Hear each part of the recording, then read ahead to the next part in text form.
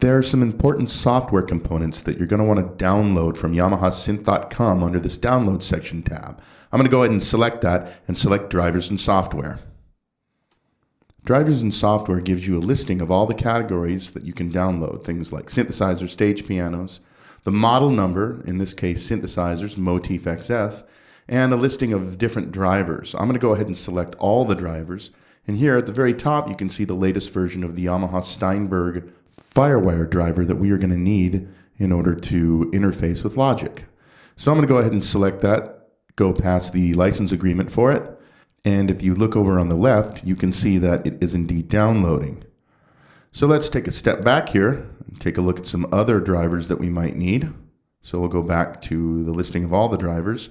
You can see everything that's relevant here. Here's the Motif XF editor, the component for Studio Manager. There's the Studio Manager host application, something else we're going to be needing. Here's the IEEE firmware updater that updates the firmware for the Firewire card. Here's Motif XF OS 1.12.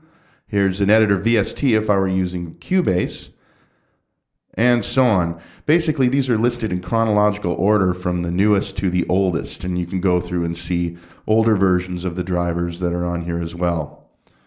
So what exactly are the drivers that we need? Here's a nice listing of everything right here, along with the web address for those drivers at YamahaSynth.com. Each of these software components have an instruction for installation. You really need to follow those exactly as described. Once everything is installed, go ahead and connect your Motif via Firewire. I'm going to go ahead and open up the System Preference folder here and check the control panel for the Yamaha Steinberg Firewire driver. Here I can see all the sample rates I can set.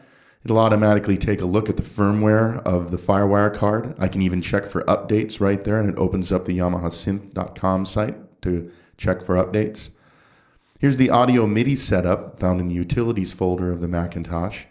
Here's the audio setup, and it shows that I have been connected at 44.1. My inputs, I have 16 of those, 6 outputs.